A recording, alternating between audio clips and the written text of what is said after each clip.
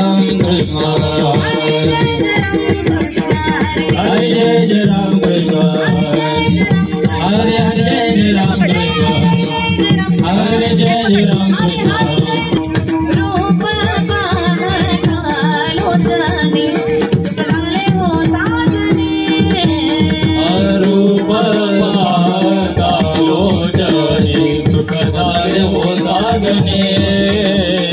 रूप लोचने सुखदाले हो साधने सुखदाले हो साधने सुखदाले हो साधने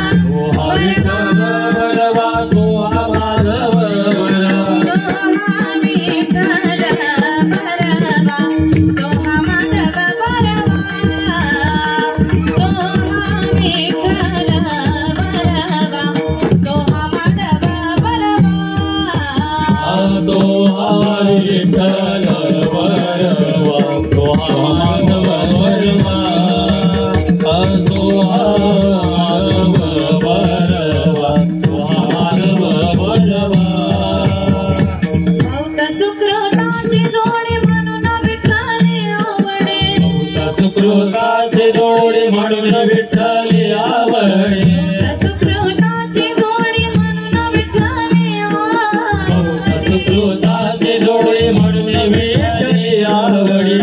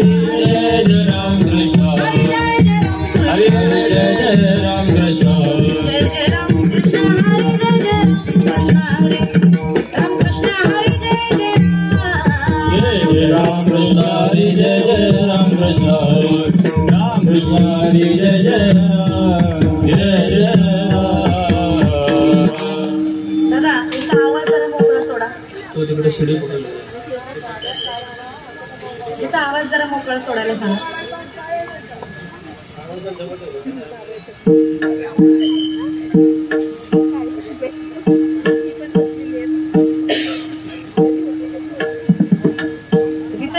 रिटर्न आलं पाहिजे आणि थोडा इको द्या. मोकळा सोडा आवाज. हॅलो, मोकळा सोड. मोकळा. Hello hello.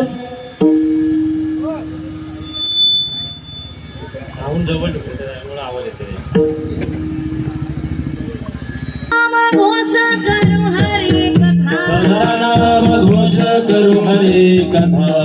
नाम घोष करू हरी कथा.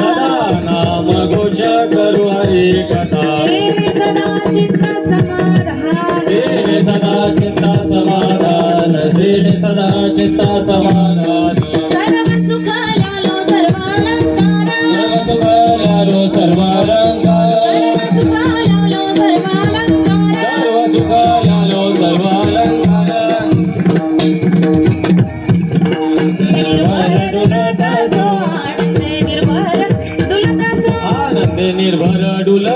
सो आनंदे निर्भर डुलत सो आसो ऐसा गोठे आठवचेना आसो ऐसा गोठे आठवचेना ऐसा गोठे आठवचेना आसो ऐसा गोठे आठवचेना ये सविदेहि भोगदाशा सविदेहि भोगदाशा सविदेहि भोगदाशा सर्व सुखाल्यालो सर्वालंकार सुखाल्यालो सर्वालंकार सर्व सुखाल्यालो सर्वालंकार आनंदे निर्भर डुलत सो आनंदे निर्भर डुलत सो तुकामणे आम्ही झालो अग्निरूप तुकामणे आम्ही झालो अग्निरूप तुकामणे आम्ही झालो अग्निरूप तुकामणे आम्ही झालो अग्निरूप लागोणे पाप पुण्यांगा लागोणे पाप पुण्यांग लागोणे पाप पुण्यांग सर्व सुखाल्यालो सर्वालंकार सुखाल्यालो सर्वालंकार सर्व सुखाल्यालो सर्वालंकार सुखाल्यालो सर्वालंकार आनंदे निर्भर डुलत सो आनंदे निर्भर डुलत सो आनंदे निर्भर डुलत सो कुमाये हो बार कुमाये हो बार कुमाये कुमाये हो बार कुमार ढोबार कुमार कुमार ढोबार कुमार कुमार ढोबार कुमार ढोबार कुमार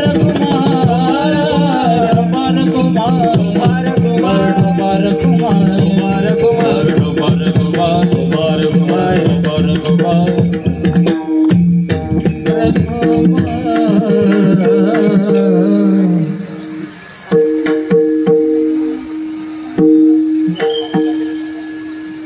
सदा नाम घोष करू हरि कथा सदा नाम घोष करू हरि कथा सदा नाम घोष करू हरि कथा सदा नाम घोष करू हरि कथा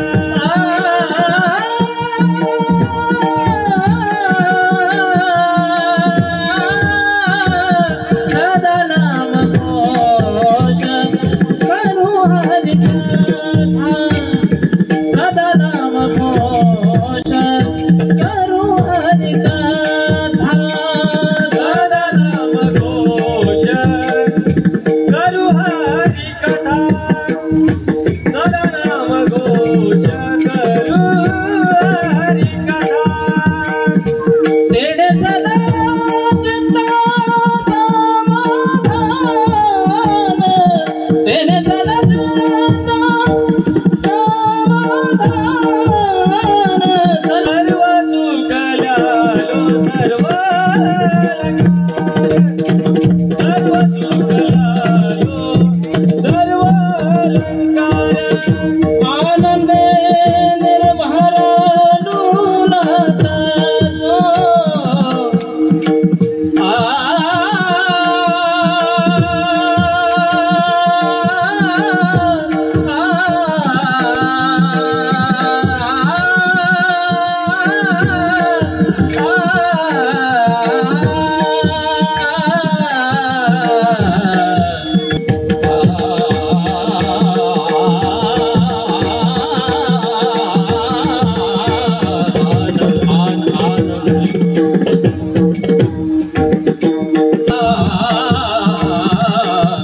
आनंद आनंद आनंद निर्भर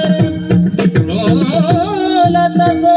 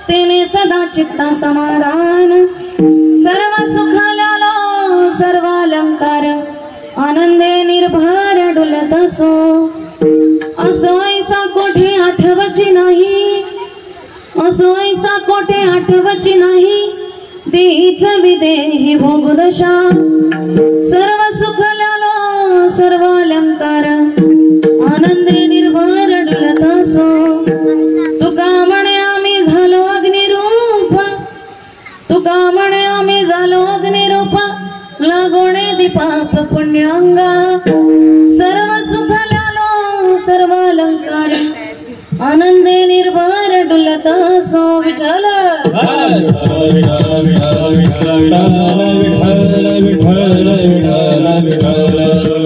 गुरुर्ब्रह्मा गुरुर्विष्णू गुरुर्देव महेश्वरा गुरु साक्षात परब्रह्म तस्मै श्री गुरुवे नमः तुझे अमृताचे पाय वाटे मस्तकी धरावे इंचगिरी पंथी दादा आप्पा भाऊ तुम्हा नित्य स्मरावे महायोग पीठे तुठे भीमरथ्यम परम पुंडरीकाय दातुं मुनीन्द्रै समागत्य तिष्ठन्तमानंद कंदं परब्रह्मलिंगं भजे पांडुरंगं पांडुरंगा करो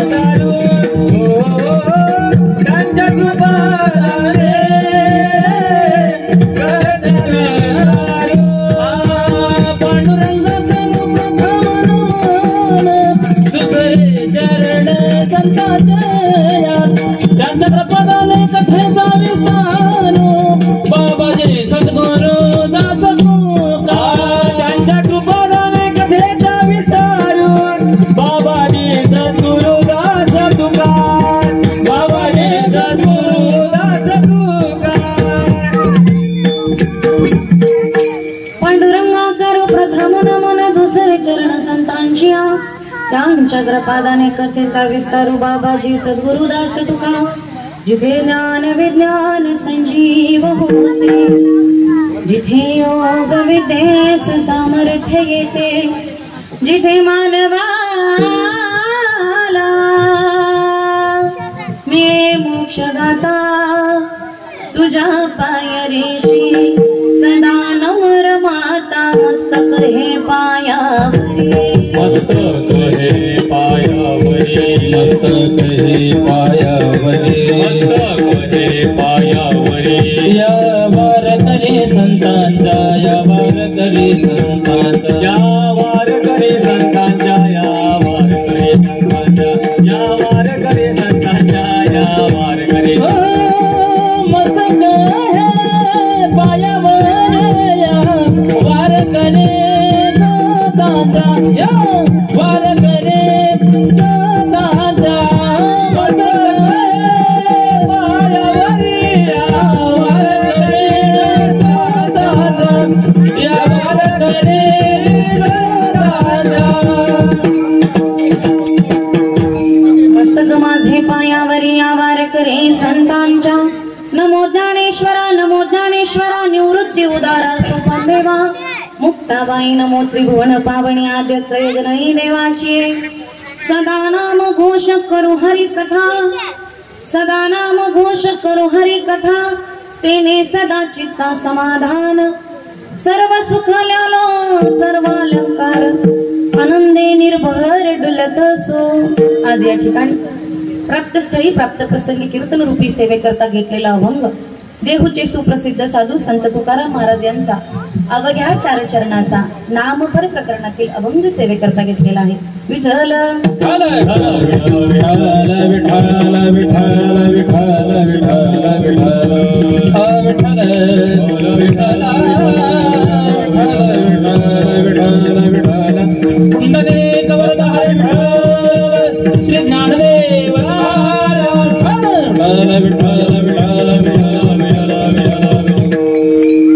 कीर्तनाला सुरुवात करण्यापूर्वी अल्पसा परिहार असा की शिवरात्री उत्सव निमित्त शिवलीलामृत ग्रंथ पारायण 23 फेब्रुवारी पासून चालू असलेला हा अखंड हरिनाम सप्ताह आणि आजची प्रथम दिवसाची कीर्तन रूपी सेवा तुमच्या सर्वांच्या प्रेमापोटी माझ्यासारख्या पामराच्या वाटेला आलेली आहे।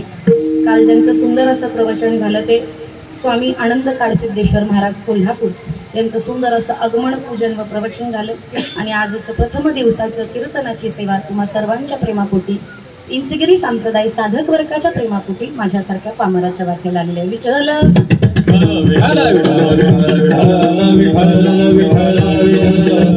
महाराज म्हणतात सदा नाम घोष करू हरी कथा सदा नाम घोष करू हरी कथा तेने सदा चित्ता समाधान सर्व सुख ल्यालो सर्व अलंकार आनंदे निर्भर डुलत असो। महाराज म्हणतात मी देवाचं नामचिंतन केल्यानंतर देवाचं नाम घेतल्यानंतर माझ्या चित्ताला समाधान मिळतं।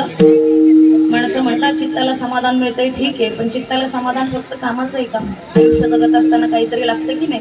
समाधानाने पोट भरतं का माणसाचं? समाधाना व्यतिरिक्त आयुष्य जगताना काहीतरी लागत असतं। महाराज म्हणतात देवाचं नाम घेतल्यानंतर सर्व सुख ल्यालो सर्व अलंकार आणि आनंदे निर्भर डुलत असो। देवाचं नामचिंतन केल्यानंतर किंवा देवाचं नाम घेतल्यानंतर मला काय मिळतं? समाधान मिळतं।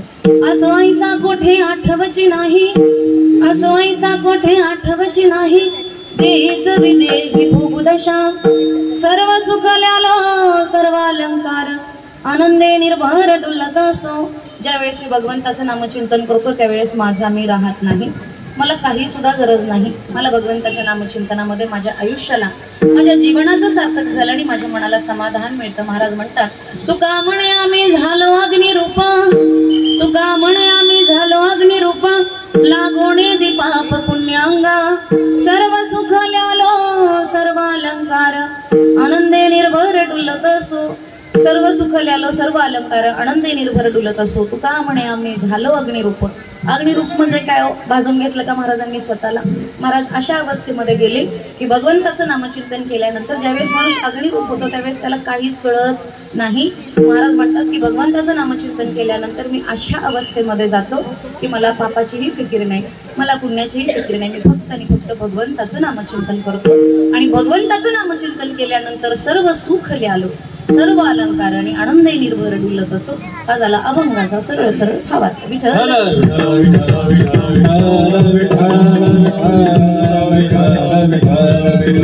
कीर्तनाला सुरुवात करण्यापूर्वी बसलेल्या मंडळींना माझं आवर्जून सांगणे, हाताने टाळी वाजवायची, मुखाने भगवंताचं नामचिंतन करायचं.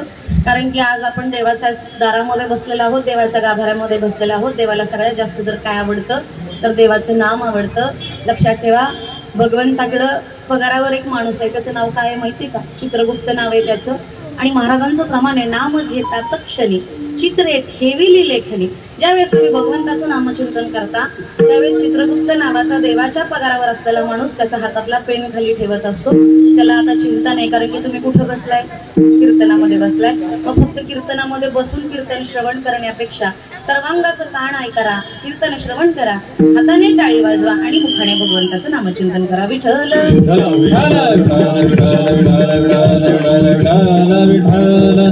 हल्ली जीवन जगत असताना माणसामध्ये माणुसकी फार कमी राहिली बरं का. माणुसकी नावाची गोष्ट हल्ली काय चालली आहे? मावळत चालली. माणसामध्ये माणुसकी राहिली नाही. आणि माणसामध्ये माणुसकी राहिल्यामुळं माणसाचं माणसांच्यावर काय राहिलं नाही?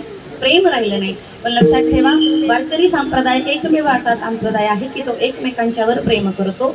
एवढंच नाही, पंढरीच्या लोका नाही अभिमान, पाया पडे जन एकमेका. एकमेकांच्या पाया पडताना सुद्धा ज्यांच्या गळ्यामध्ये पवित्र तुळशीची माळ आहे, लहान असो किंवा मोठा असो, एकमेकांचा आदर सत्कार करताना, एकमेकांच्या पाया पडताना त्यांना काहीच वाटत नाही. पण माणसामध्ये हल्ली माणुसकी फार कमी झाली आहे. दया आणि कीर्ती नावाच्या दोन बहिणी होत्या. दया आणि कीर्ती नावाच्या दोन बहिणी होत्या. दया आली आणि दयाने एका गावामध्ये आली आणि दयाने पहिल्यांदा दरवाजा वाजवला. दरवाजा वाजवल्यानंतर त्या यजमानांनी दरवाजा उघडला आणि दरवाजा उघडल्यानंतर विचारलं, बाई कोण ग तू? तर म्हटली, माझं नाव दया आहे. बरं तुझं काम काय? म्हटली, मी ज्याच्या हृदयामध्ये वास करते त्याच्या हृदयामध्ये वास केल्यानंतर मी त्याला सारखं प्रेरित करत असते की एखाद्या गरजूला मदत कर, एखाद्याला अन्न नसेल तर त्याला अन्न पुरवण्याचं काम कर, एखाद्याकडे पैसे नसतील तर त्याला पैसे पुरवण्याचं काम कर. माझं नाव दया आहे आणि ज्याच्या हृदयामध्ये मी वास करते त्याच्यावर मी माणसाला प्रेम करायला सांगते. माणसं म्हटली, आम्हाला तुझी गरज, दयेची आम्हाला गरज, पुढच्या घरी जा, दयेची आम्हाला गरज नाही.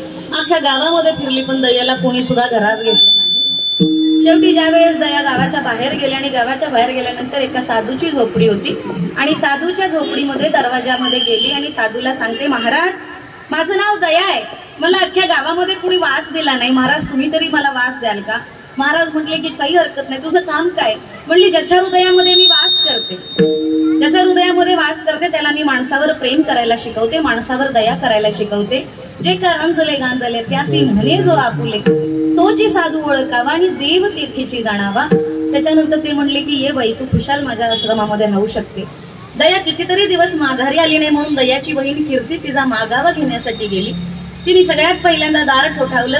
दार ठोठावल्यानंतर म्हटली की माझी बहीण दया आली होती का? तर हो आली होती, आम्ही तिला घरात घेतलं नाही. का नाही घेतलं?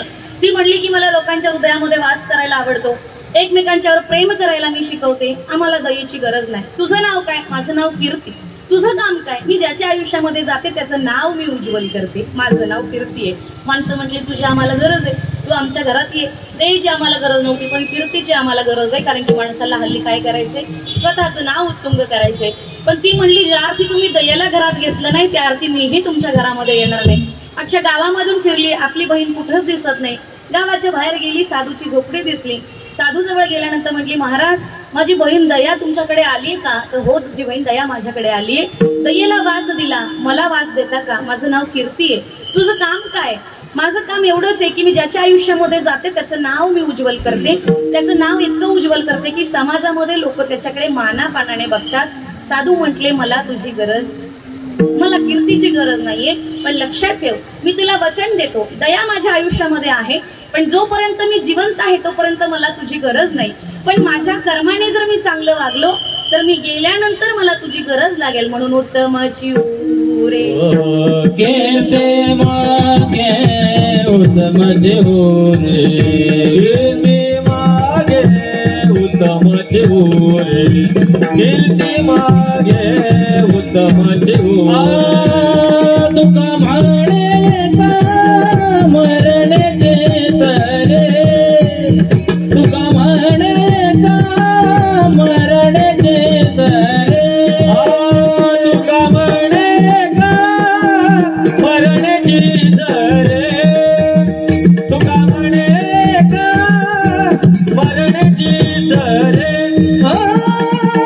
उत्तमाचे वर केलं ते मागे, उत्तमाचे वर केलं ते मागे, रती मायके सुखाचे धरणी ते, रती मायके सुखाचे धरणी ते, उत्तमाची वर कीर्ती मागे, उत्तमाची वर कीर्ती मागे, रती मायके सुखाची जनी ते, रती मायके सुखाची जनी ते. म्हणून उत्तमाची उरे कीर्ती मागे.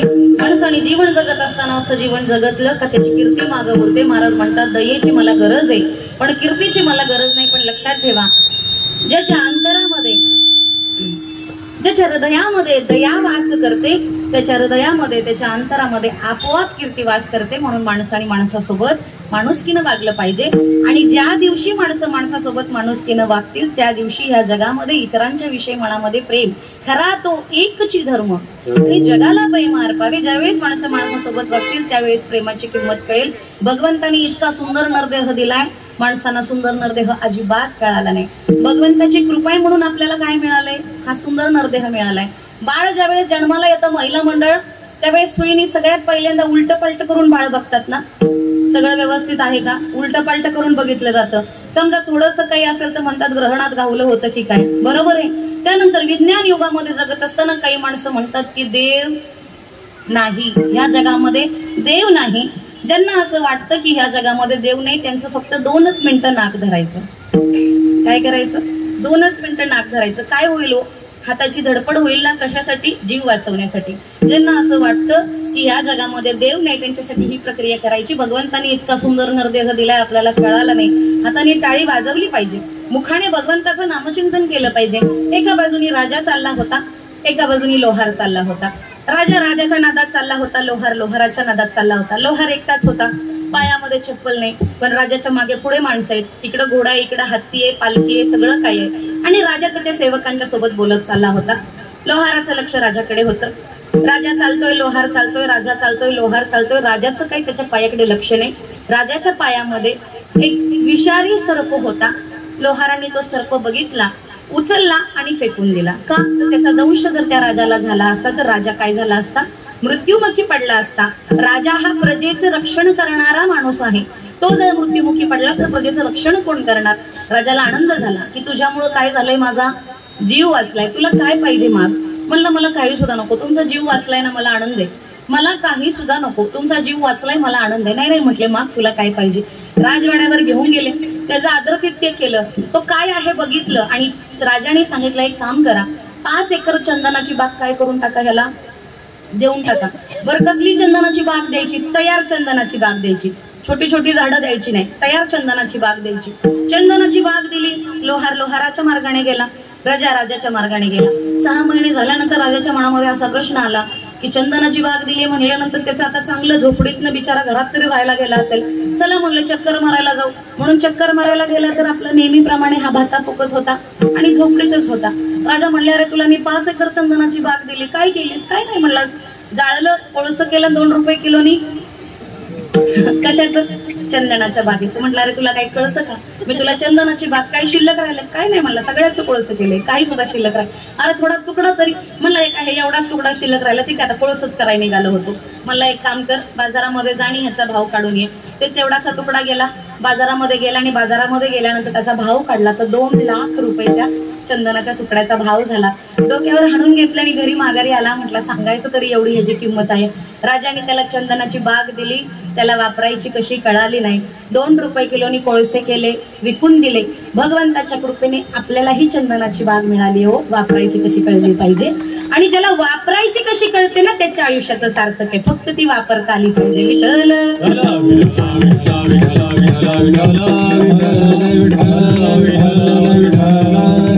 भगवंतानी इतका सुंदर नरदेह दिलाय. प्रत्येकाला आयुष्यामध्ये आल्यानंतर असं वाटतं, ज्या वेळेस महिला मंडळ, आता इकडं सगळ्या नोकरीदार वर्ग आहे, गावाकडे सगळे शेतकरी वर्ग असतात. आता नोकरी करणारी महिला म्हणजे 8 ते 8 ड्युटी, बरोबर आहे का? किंवा बाबा 12 ते 5 ड्युटी असेल, सकाळी उठायचं, लवकर मुलांचं आवरायचं, घरातला आवरायचं, डबा करायचा, स्वतःचा डबा करायचा, मुलांचा डबा करायचा, नवऱ्याचा डबा करायचा, सगळं व्यवस्थित आटपायचं. घरी येताच डोक्यामध्ये प्रश्न की जेवायला काय बनवायचं, बरोबर आहे का? ज्या वेळेस सगळं करून महिला मंडळ तुम्ही अंथरुणावर झोपता त्यावेळेस पहिला प्रश्न डोक्यामध्ये येतो, देवानी माझ्या नशिबाला फक्त कामच पुरलं होतं की काय, असा प्रश्न येतो की नाही? पण लक्षामध्ये ठेवा, तुमच्या आयुष्यामध्ये ज्या गोष्टी आहेत ना त्या पहिल्यापासून लिहिलेल्या आहेत, नवीन काही घडत नाही, पहिल्यापासून लिहिलेलं आहे. बरं, उठायचंय, उठून स्वयंपाक करायचाय, डबा भरायचाय, कामावर जायचंय, घरी माघारी यायचंय, घरातलं काम करायचंय, स्वयंपाक करायचंय आणि झोपायचंय. माणसाचा जन्म हा फक्त दुःखासाठीच आहे. 12 अभंगामधला पहिला अभंग रे, जन्माचे ते मूळ पाहिले शोधून दुःखाचे कारण जन्म घ्यावा, दुःखाचे कारण जन्म घ्यावा, दुःखाचे कारण जन्म घ्यावा, दुःखाचे कारण जन्म घ्यावा. जन्माचे ते मूळ पाहिले शोधून दुःखाचे कारण जन्म घ्यावा, दुःखाचे कारण जन्म घ्यावा. जन्माचे ते मूळ पाहिले शोधून दुःखाचे कारण जन्म घ्यावा, दुःखाचे कारण जन्म घ्यावा. जन्माचे ते मूळ, नेमकं जन्माला येण्याचं मूळ काय ते शोधून काढलं महाराजांनी, आणि महाराजांना कळलं फक्त दुःखासाठी जन्म घ्यायचाय. बरं, दुःखासाठी जन्म घ्यायचाय का? पाप पुण्य करुणी जन्मा येतो प्राणी, नरदेहा येऊनी हानी केली. म्हणजे पापाचा आणि पुण्याचा जोपर्यंत बॅलन्स होत नाही तोपर्यंत मनुष्य जन्म मिळत नाही, आणि भगवंताच्या कृपेने मनुष्य जन्म मिळाला तर नरदेहा येऊनी हानी केली. काय म्हणतात महाराज? नरदेह. बरं, तुकाराम महाराजांनी जिवंत असताना 4 कोटी 1 लक्षाचा शेवट सांगून या साच गेला तुका. वारकरी संप्रदायाची शोकांतिका की आपल्या पदरात 4,000 अभंग पडले. महाराजांनी वैकुंठाला गेल्यानंतर 12 अभंग लिहिले. स्वर्ग लोकाहुनी आले हे अभंग आणि धाडीले सांग तुम्हाला गे. महाराजांना असं वाटलं की आतापर्यंत मी फक्त अभंग लिहिले, पण सर्वसामान्य माणसांना कळावेत म्हणून स्वर्गामध्ये जाऊन 12 अभंग महाराजांनी लिहिले. कशासाठी? आपल्याला कळावं म्हणून. पण आपल्याला कळतंय का? भगवंताच्या नामचिंतनामध्ये समाधान आहे, भगवंताच्या नामचिंतनामध्ये सुख आहे. मी जिथं जाईल तिथं प्रत्येक वेळेला सांगत असते, महिला मंडळ एखाद्याच्या लग्न कार्याला आपण गेलो, आपण म्हणते मी, तुम्ही नाही, म्हणजे मीही त्याच्यामध्ये आली नाही. तर तुम्ही म्हणाल महाराज आले आणि आमच्याबद्दलच बोलून गेले. एखाद्याच्या लग्नाला गेलो तर महिला मंडळ घरामध्ये जी साडी नेसतो तीच नेसून जातो का? हो नाही ना. जवळचं असेल तर जरा बऱ्यापैकी असते, लांबचं असेल तर थोडी हलकी असते, घरातलं असेल तर त्याही पेक्षा चांगली असते. का? तर लग्नामध्ये काय दिसलं पाहिजे? सुंदर दिसलं पाहिजे. साडी नेसून झाल्यानंतर आरशामध्ये आपण बघतो केशभूषा व्यवस्थित आहे का, वेशभूषा व्यवस्थित आहे का, हातातल्या बांगड्या व्यवस्थित आहेत का, दागिने व्यवस्थित आहेत का. अगदी 4 ते 5 वेळा आरशामध्ये बघतो. अगदी म्हाताऱ्या बायका सुद्धा. खरंय का? हे खरंय ना, बरोबर आहे. आणि जर आपल्याला बाहेर जाताना जर कधी गडबड झाली तर प्रामाणिकपणे सांगा महिला मंडळ, देवाच्या कपाळावर लागणारा गंध चुकून तरी डोळ्यावर लागतो की नाही? हो वाजवू नको रे शिट्टी दादा, सोडून दे. विठ्ठल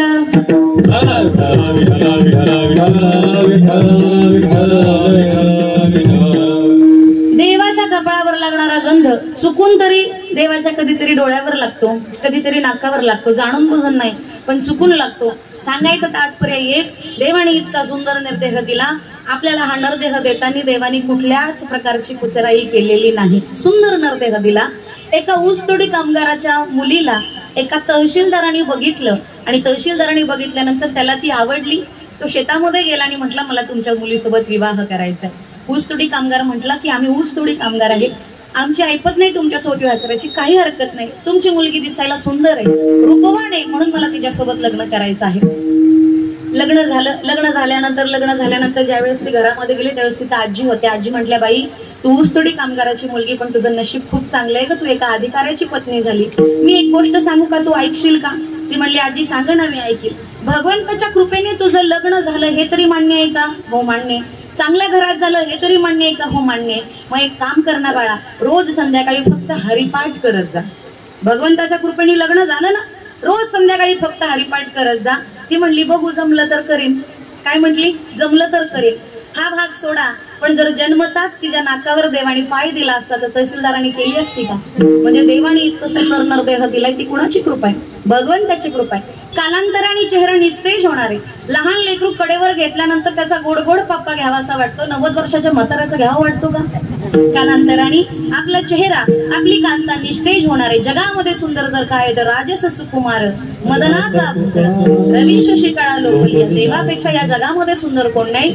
महाराज म्हणतात की ही कांता आहे ना, ही कधी नाही कधी निस्तेज होणार आहे. हे शरीर कधी नाही कधी सोडून जाणार आहे. पण लक्षात ठेवा, आयुष्याच्या दुःखामध्ये जर आनंद मिळवायचा असेल तर भगवंताचं नामचिंतन केलं पाहिजे. भगवंताचं नामचिंतन केल्यानंतर मनाला समाधान मिळतं. अभंगाच्या प्रथम चरणात सदा नाम घोष करू हरी कथा, सदा नाम घोष करू हरी कथा, सदा नाम घोष करू हरी कथा, सदा नाम घोष करू हरी कथा, सदा नाम घोष करू हरी कथा, सदा नाम घोष करू हरी कथा, सदा नाम घोष करू हरि कथा, सदा नाम घोष करू हरि कथा, तेने सदा चित्त समाधान, तेने सदा चित्त समाधान, सर्व सुख लालो सर्व अलंकार, सर्व सुख लालो सर्व अलंकार, तेने सदा चित्त समाधान, तेने सदा चित्त समाधान, सर्व सुख लालो सर्व अलंकार, सर्व सुख लालो सर्व अलंकार, सदा नाम घोष करू हरी कथा, तेने सदा चित्त समाधान, तेने सदा चित्त समाधान, सदा नाम घोष करू हरी कथा, तेने सदा चित्त समाधान, तेने सदा चित्त समाधान, सदा नाम घोष करो हरि कथा, सदा नाम घोष करो हरि कथा, तेने सदा चित्ता समाधान. देवाचं नाम घेतल्यानंतर चित्ताला काय मिळतं? समाधान मिळतं. किती उशीर झालं महिला मंडळ कीर्तन चालू झालंय? पाऊण तास तरी झाला असेल ना? बरोबर आहे का? प्रामाणिकपणे सांगा, इथं बसलेल्या महिलांपैकी कुणाच्या तरी डोक्यात असं आलं का हो गॅसचं बटन खालून बंद केलं असेल का? आलं का कुणाच्या डोक्यात? दाराला कडी लावली असेल का? महाराज आतापर्यंत तरी आलं नव्हतं, पण आता इथून थोडं तासभर तर सारखं तेच येणार. गॅसचं लक्षात ठेवा. जर कीर्तनामध्ये बसल्यानंतर संसारातल्या गोष्टी आठवत नसतील तर मान्य करा, कीर्तनामध्ये समाधान आहे, कीर्तनामध्ये सुख आहे. संसारातल्या गोष्टींचा विसर इथं पडतो. महाराज म्हणतात, संसार दुःख मुळ चोहीकडे इंगळ, विश्रांती नाही कोठे, रात्रंदिवस तळमळ. महाराज म्हणतात संसारामध्ये दुःख आहे. संसारामध्ये दुःख आहे म्हणणाऱ्या महाराजांनी 2 लग्न केली. काय केली? एक पत्नी अन्न करून गेली, मुलं अन्न करून गेली. महाराजांनी 2 लग्न केली. पण लक्षात ठेवा, संसारामधली अवस्था अशी पाहिजे की संसारामध्ये माणसाने असावं, पण असून संसारामध्ये माणसाने नसावं. आणि ज्याला असून नसता येतं त्याचं नाक जवलौकिक होतं. या महाराष्ट्राच्या मातीवर साधू संतांचे एवढे मोठे उपकार आहेत की त्या उपकारातून आपण कधीच उतरा येऊ शकत नाही. पवित्र ग्रंथ ज्ञानेश्वरी ज्ञानेश्वर माऊलीने आपल्याला दिला. समाजाने नाहक त्रास दिला. लोकांनी पिठामध्ये माती टाकली, एवढंच नाही मुक्ताबाईचं खापर फोडलं, एवढंच नाही तुम्ही निघून जा, तुम्ही इथं थांबू नका. ज्ञानेश्वर माऊलींना राग आला. साधू जरी असला तरी एक काळ का होईना पण माणसाचं मन जागं होतं. ताटी लावून बसले. चिमुकल्या मुक्ताबाईंनी ज्ञानदादाला उपदेश केला की ताटी उघडा ज्ञानेश्वरा, योगी पावन मनाचा, साहे अपराध जणाचा. तुम्ही योगी आहात, तुम्ही लोकांचा अपराध सहन केला पाहिजे. परिणाम मुक्ताबाईंनी ज्ञानदादांना ताटी उघडायला सांगितली म्हणून ज्ञानेश्वरी सारखा पवित्र ग्रंथ सर्वसामान्यांच्या हातामध्ये पडला. ज्ञानेश्वरीच्या पहिल्या ओवीपासून 15व्या ओवीपर्यंत ज्या माणसाला लिहिता वाचता येत नाही त्यांनी नुसतं बोट जरी फिरवलं ना तरी या गादीवर उभं राहून सांगते, वर्षाच्या आत कोणी माणूस ज्ञानेश्वरी वाचू शकतो. एवढी मोठी ताकद ज्ञानेश्वरीमध्ये आहे. पण आपल्याला उघडायला वेळ नाही. काय आहे? ओम नमोजी आद्या वेद प्रतिपाद्या. पहिल्या ओवीपासून 15व्या ओवीपर्यंत फक्त आणि फक्त गणपतीची स्तुती आहे, गणपतीची प्रार्थना आहे. आणि गणपती नावाची देवता मनोभावे श्रद्धा केली तर प्रसन्न होते. ज्ञानेश्वरी वाचायला लावते. एवढी मोठी ताकद ज्ञानेश्वरी मध्ये आहे. जगाने नाहक त्रास दिला, बेमाप त्रास दिला, तरी माणूस माऊली म्हणतात की जो जे वांछील तो ते लाव. ज्याला जे जे पाहिजे ते ते दे. माऊली असं नाही म्हणत की ज्यांनी माझ्या पिठात माती टाकली त्याला तेवढं काही देऊ नको, ज्यांनी माझ्या मुक्ताबाईचं खापर फोडलं ना त्याला तेवढं काही देऊ नको. माऊली म्हणतात की जो जे वांछील तो ते लाहो. सुंदर अभंग लिहितात माऊली. ऋणू झुणू रे भ्रमरा, सांडे तो आवगुणू रे भ्रमरा. तुम्ही एखादं जनावर पाळलं, आता तिकडं मुंबईमध्ये जनावर पाळायचा विषयच नाही, पण प्रत्येकाकडे कुत्रं असते. समजा तुम्ही कुत्रं पाळलं, माणसामध्ये जाताना ते कुत्रं धरता की सोडून देता हो? धरून ठेवतो का? त्या कुत्र्याने कुणाला इजा नाही पोहोचली पाहिजे, ते कुत्रं कुणाला चावलं नाही पाहिजे. आणि ज्यावेळेस सगळं मोकळं रान असतं, शेजारी पाजारी कुठलीच बिल्डिंग नाही, काही चाळ नाही, काही नाही, त्यावेळेस ते कुत्रं धरता की सोडून देता हो? सोडून देतो. महाराज म्हणत असतील की जर तुम्ही चहा पिताय आणि चहा पित असताना तुमच्या कपातला चहा सांडला तर सांडलेला चहा तुम्ही भरू शकत नाही. महाराज म्हणतात अवगुण सोडू नको, अवगुण सांडून दे. तुझ्यातले अवगुण जर तू सोडलेस तर ते पुन्हा धरू शकतोस, पण सांडलेले अवगुण तुला भरता येणार नाहीत. इतकं सुंदर वर्णन करतात. ऋणू झुनू रे भ्रमरा. कितीही कठीण लाकूड असलं तरी भुंगा ते लाकूड फोडतो, पण कमळामध्ये गेल्याच्या नंतर तो मिटून राहतो. कमळासारख्या कवळ्या पाकळ्या सुद्धा भुंग्याला तोडता येत नाही. माणसाच्या मनाची अवस्था ती आहे. माणूस इथं असला तरी माणसाचं मन कुठं भरकटत असतं. माणूस म्हणते की तुझ्या मनाची अवस्था तशी ठेव तर तुझ्या मनामध्ये एखाद्या भ्रमराने प्रवेश जरी केला तरी तुझ्या मनाची हालचाल होऊन देऊ नको. स्वतःच्या मनाला नियंत्रित करायचं, आणि नियंत्रित करायचं काम जर कशात येतं ते फक्त आणि फक्त भगवंताच्या नामचिंतनामध्ये. देवाचं नाम घेतल्यानंतर चेहरा प्रसन्न होतो, देवाचं नाम घेतल्यानंतर संपूर्ण शरीर प्रसन्न होतं, देवाचं नाम घेतल्यानंतर आयुष्यामध्ये येणारी दुःख नाहीशी होतात. मी नेहमी सांगतो नाम विठोबाचे पर्वत जळती बाबाचे, पर्वत जळती बाबाचे, पर्वत जळती बाबाचे. घेता नाम विठोबाचे पर्वत जळती बाबाचे, पर्वत जळती बाबाचे, पर्वत जळती बाबाचे. घेता नाम विठोबाचे आणि पर्वत जळती पापाचे. देवाचं नाव घेतल्यानंतर आपोआप आपण केलेल्या चुकीच्या पापाचं शालन होत असतं. देवाच्या नामामध्ये समाधान आहे, देवाच्या नामामध्ये सुख आहे.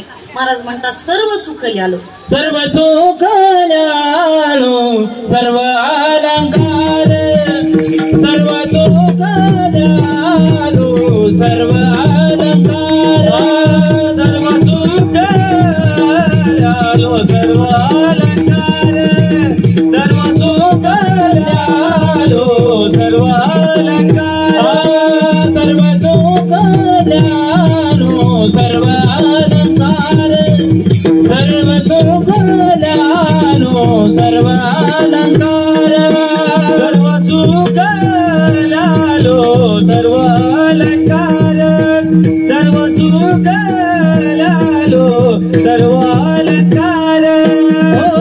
आनंद निर्भर डोलत तो, आनंद निर्भर डोलत तो, सर्व सुख ल्यालो, सर्व अलंकार, सर्व सुख ल्यालो, सर्व अलंकार. आनंद निर्भर डोलत तो, आनंद निर्भर डोलत तो, सर्व सुख ल्यालो, सर्व अलंकार, सर्व सुख ल्यालो, सर्व अलंकार.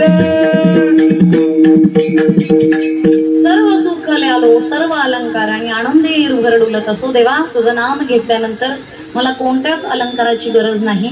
लक्षात ठेवा, अलंकारासाठी आपले धावपळ आहे ना, अलंकार इथंच राहणार आहेत. देवानी नियतीमध्ये, निसर्गामध्ये असे काही नियम बनवलेत की त्या नियमाचं उल्लंघन करणं माणसाच्या हातात नाही. बाळ जन्माला येण्याचा संकेत 9 महिने आधी निसर्ग देतो, बरोबर आहे का? मरण्याचा संकेत देतो काय हो निसर्ग? 9 सेकंद सुद्धा आधी मरण्याचा संकेत देत नाही. काही गोष्टी निसर्गाने निसर्गाच्या हातात ठेवल्या आहेत. एक गाडी चालली होती, आणि गाडीतून 4 तांदळाची पोती खाली पडली.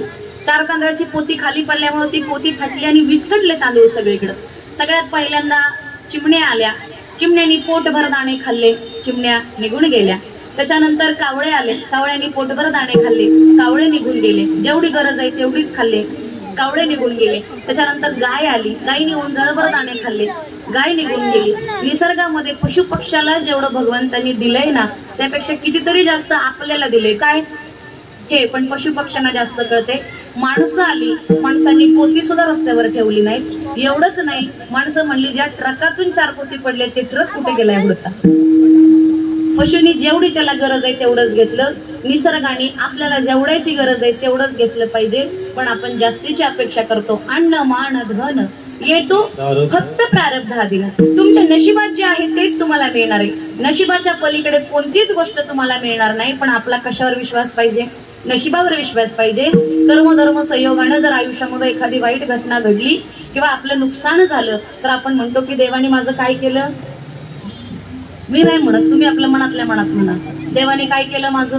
आणि तेच जर चांगलं झालं तर कुणी केलं? मी स्वतः केलं, मी धडपड केली, मी कष्ट केलं. पण लक्षात ठेवा, ज्या वेळेस तुम्ही जन्माला आला त्याच वेळेस सटवाईने लिहून पाठवलं होतं की ह्या वेळेस तुमच्या आयुष्यामध्ये हे घडणार आहे आणि ह्या वेळेस तुमच्या आयुष्यामध्ये हे मिळणार आहे. पण माणसाचा देवावर विश्वास नाही. देवाने आपल्याला दिलंय, भगवंतानी आपल्याला दिलंय, ते फक्त आपल्याला जोपासता आलं पाहिजे. आणि ज्याला हे जोपासता येतं त्याचं आयुष्य सुखकर होतं. विठ्ठल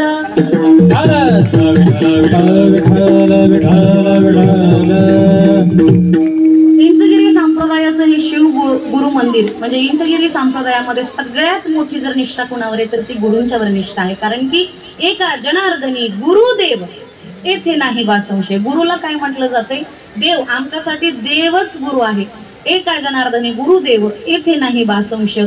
एक आडिया नावाचा शिष्य होता आणि आडिया नावाच्या शिष्याला रोज 2.5 शेर आटा लागत होता. किती? 2.5 शेर आटा. रोज 2.5 शेर आटा लागायचा. घरातल्यांची परिस्थिती फार जास्त बिकट होती. घरातल्यांनी त्याला बाहेर हाकलून दिला. म्हणले बाबा आमची परिस्थिती फार बिकट आहे, 2.5 शेर आटा तुला रोज आणायचं म्हणजे कसं शक्य आहे? आम्हाला जमणार नाही. घरातल्यांनी त्याला हाकलून दिला. रस्त्यावर फिरत होता. एक साधू आले आणि साधू म्हटले का रे बाबा रस्त्यावर फिरतोयस? म्हणले मला माझ्या घरातल्याने बाहेर काढलं. का काढलं? मला 2.5 शेर आटा लागतो. घरातल्यांच्या माझी परिस्थिती नाही 2.5 शेर आटा मला रोज द्यायची. म्हणले काही हरकत नाही, आमचा आश्रम आहे, आमच्या आश्रमाला तू सेवेकरी म्हणून चल, तुला रोज 2.5 शेर मी आटा देणार. फक्त तू काय करायचं? सेवा करण्यासाठी चालायचं. चालेल म्हणले, मी सेवा करण्यासाठी येतो. आडिया नावाचा मुलगा त्या आश्रमावर गेला. आश्रमावर गेल्याच्या नंतर त्यांनी ते सगळं मठ पाहिलं. मठामध्ये जे गुरुस्थानी बसलेले महाराज होते ते गुरु पाहिले आणि ज्यांनी सोबत नेलं होतं त्यांनी सांगितलं आजपासून हे तुझे गुरु. तुझ्या आयुष्यामध्ये ज्या काही गोष्टी आहेत त्या गुरूंच्या जवळ सांगायच्या. मला खात्री आहे की गुरु तुझ्या आयुष्यामध्ये काय करणार आहेत? सगळं व्यवस्थित करणार आहेत. गुरूंची गाठ घालून दिली. गुरूंना सांगितलं की ह्याला रोज 2.5 शेर आटा लागतो, आपला आश्रम तो सांभाळणार आहे, आपण ह्याला 2.5 शेर आटा देऊया का? गुरु म्हणले चालेल, मी 2.5 शेर आटा द्यायला तयार आहे, पण लक्षात ठेव जेवण झाल्यानंतर ज्यावेळेस तू नैवेद्य देवाला दाखवणार आहेस त्यावेळेस तू फक्त एकच शब्द म्हणायचं की श्री गुरुजी की ठाकूरजी खाना खाने के लिए पधारो. तू एवढंच म्हणायचं, काही हरकत नाही, मी एवढंच म्हणेल. महाराष्ट्राची शोकांतिका आहे. तुम्ही कधी मथुरा वृंदावनला गेला तर 4 वाजल्यापासून देवाला विचारतात गुरु भगवान जी आपको आज भोग में क्या बनाना है? भगवान जी आपको आज भोग में क्या बनाना है? आप मीठे में क्या खाना पसंद करोगे? हे 1 तास देवाला विचारलं जातं. मनामध्ये वृत्कुंजी निर्माण केली जाते. तो पदार्थ केला जातो, देवाच्या मुखाला लावला जातो आणि मग तो ग्रहण केला जातो. देवाला तास विचारते तुम्हाला काय खायचे? आपल्याला नैवेद्य दाखवायला सुद्धा वेळ नाही. म्हणले काही हरकत नाही, मी रोज म्हणेल की बाबा श्री गुरुजी के ठाकूरजी खाना खाने के लिए पधारो. मस्तपैकी रोज त्याला 2.5 शेर आटा द्यायचा. 2.5 शेर आटा बनवला. आता 2.5 शेर. आज काय आहे? काय आज कोणती तीर्थ आहे? एकादशी आहे ना, आज द्वादशी आहे का? म्हटलं तुमच्या लक्षात आहे का बघावं. एकादशीच्या दिवशी आश्रमामध्ये कुठल्याच प्रकारचं जेवण बनत नाही. तो म्हटलं तुमची एकादशी मला माहिती नाही. मी काय म्हणलं होतं, मला रोज 2.5 शेर आटा पाहिजे. मग ते सगळं प्रकरण गुरुजींच्याकडे गेलं. गुरुजी म्हणले एक काम करा, एकादशीच्या वेळेला आपल्या आश्रमात जेवण बनत नाही ना, आश्रमापासून 2 किलोमीटर लांब जा, 2.5 शेर आटा त्याला द्या आणि तिकडे जाऊन त्याने काय करायचं, तिकडे जाऊन त्याने स्वयंपाक करायचा, तिकडे जाऊन सगळं करायचं. आणि या नावाचा तो भक्त शेतामध्ये गेला, चूल पेटवली, जेवण बनवलं आणि गुरुंनी सांगितल्याप्रमाणे गुरुजी के ठाकूरजी पधारो नैवेद्य दाखवला. डोळे उघडले आणि डोळे उघडून बघितलं तर साक्षात पुढं रामप्रभू रामप्रभू बघितल्याच्या नंतर म्हणले की यांनी मला सांगितलं होतं की गुरुजी के ठाकूरजी पधारो. 15 दिवस झालं गुरुजी के ठाकूरजी पधारो म्हणते, कोण येत नाही, आज तुम्ही कसं काय आला? म्हटलं तू मला 15 दिवस झाले मनापासून हाक मारतोयस ना, मला जेवण वाढ. म्हटलं माझ्या 250 जेवणामध्ये मला कोणच वाटेकरी चालत नाही. तू देव जरी असलास तरी तुझ्या जागेवर माझ्यासाठी माझा देव सिंहासनावर बसलेला आहे. एका जनार्दनी गुरुदेव येथे नाही बा संशय. तो मला पाय आपटत गेला आणि म्हणलं का हो, तुम्ही मला सांगितलं की 250 राट्यामध्ये तुला कोणीच भागीदार भेटणार नाही, गुरुजी के ठाकूरजी पधारो एवढं म्हणायचं, कोण देव येणार नाही, कोण येणार नाही. आज एक बाबा आला होता आणि तो बाबा मला म्हणला की मला जेवायला पाहिजे, मला जेवायला पाहिजे म्हणल्यानंतर मी त्याला कुठं, मी अजिबात देणार नाही. माणसांना असं वाटलं की ह्याची भूक वाढली असेल, 250 रात ह्याचं भागत नसेल, काहीतरी खोटं सांगतोय बा. एक काम करा, त्याला 500 राटा पुढच्या एकादशीला देऊन टाका. 500 राटा दिला, जेवण बनवलं नेहमीप्रमाणे. गुरुजी के ठाकूरजी पधारो. डोळे उघडून बघितलं तर रामप्रभूला बायको म्हणली, जिकडे जाल तिकडे एकटं जाता, कवा तरी मला घेऊन जा. प्रत्येक बाईची हीच बोंब आहे ना, नवरा एकटा कुठं गेला का मला घेऊन जा. ते देवापासून चालत आले, आता नवल नाही, ते देवाधिकांपासून चालत आले. मग सीतामय्या आल्या. आता सीतामय्या आल्याच्या नंतर ते गुरुजी के ठाकूरजी पधारो, डोळे उघडून बघितलं तर सीतामय्या आणि लक्ष इकडे रामप्रभू. म्हणले त्यांनी तर मला सांगितलं होतं कोण वाटेकरी मिळणार नाही, माझा 250 मला ठेव, हे तुझा 250 घे, तुझ्या बायकोला दे, नाही तर कुणालाही दे, माझ्यासाठी माझा देव माझ्या गादीवर बसलायस, तू कोणीच मला माहिती नाही. पाय आपटत गेला. म्हणला तुम्ही तर म्हणला होता कोण येणार नाही, हे आता बायकोला घेऊन आलं, आता पुढच्या वेळेला पोराच नाही घेऊन येईल. म्हणला मी तेच करू का, 250 राट्याचा स्वयंपाक करायला मला 1 तास जातोय, मी नाही करणार म्हणला. माणसांना असं वाटलं की हा खोटा बोलतोय, कुणी सुद्धा येत नसेल, याची भूक वाढली, कुणी सुद्धा येत नसेल, देव येत असतो वय म्हटलं, याची भूक वाढली असेल. पुढच्या वेळेला त्याला 750 राटा दिला. 750 राटाचं त्याने जेवण बनवलं, नैवेद्य दाखवला. गुरुजी के ठाकूरजी पधारो. लक्ष्मण भैया सीतामायाला म्हणले, जिकडे जाईल तिकडे जोडीनं जाताय, मला कवा तरी घेऊन जा, वनवासात मी तुमच्या सोबत होतो. डोळे उघडून बघितले तर इकडे रामप्रभू, लक्ष्मण भैया आणि सीतामय्या. राग आला त्याला, म्हणलं मला खोटं सांगितलं जातंय, असं कसं काय? परत पाय आपटत गेला, घडलेली सगळी हकीकत सांगितली. पुन्हा त्याला 250 राटा दिला, सगळ्या 10 राटाचा नैवेद्य बनवला. नैवेद्य बनवल्यानंतर गुरुजी के ठाकूरजी पधारो. गुरुजी के ठाकूरजी पधारो म्हणल्यानंतर रामप्रभूला, लक्ष्मण भैयांना आणि लक्ष्मण भैयांना आणि सीतामय्यांना हनुमंतराय विचारताय, जिकडं जाईल तिकडं तिघच जाताय, कवा तरी मला घेऊन जा. चौघाच्या चौघ पुढे आले. गुरुजी के ठाकूरजी पधारो म्हटले, चौघाच्या चौघ पुढे आले. पुढे आल्यानंतर म्हणले, इथंच तुम्ही थांबायचं, इथनं अजिबात तुम्ही हलायचं नाही. माझ्यावर लोकांनी विश्वास ठेवला नाही, मी आत्ता जातो आणि माझ्या गुरूंना धरून घेऊन येतो. श्री गुरूंना धरलं, येऊन आले. म्हणले माझ्यासाठी एका जनार्दनी गुरुदेव तुम्हीच देवे, कोण राम कोण लक्ष्मण सीता मला माहिती नाही, रामप्रभू कोण, लक्ष्मण भैया कोण, सीतामय्या कोण, हनुमंतराया कोण मला माहिती नाही, तुम्ही बघायला चला. बघायला आले आणि दुरूनच बघितलं तर साक्षात रामप्रभू, लक्ष्मण भैया, सीतामय्या आणि हनुमंतराय ज्यावेळेस त्यांना दिसले त्यावेळेस त्यांनी रामप्रभूंच्या चरणावर डोकं नाही ठेवलं, त्यांनी सीतामय्याच्या चरणावर डोकं नाही ठेवलं, लक्ष्मण भैयांच्या चरणावर डोकं नाही ठेवलं, हनुमंतरायांच्या चरणावर डोकं नाही ठेवलं. त्या गुरुदेवांनी अडियाच्या चरणावर डोकं ठेवलं आणि ज्या वेळेस अडियाच्या चरणावर त्यांनी डोकं ठेवलं त्यावेळेस त्यांची जी दशा झाली असेल ती अभंगाच्या 3ऱ्या चरणात. गोटे आठवची नाही, गोटे आठवची नाही,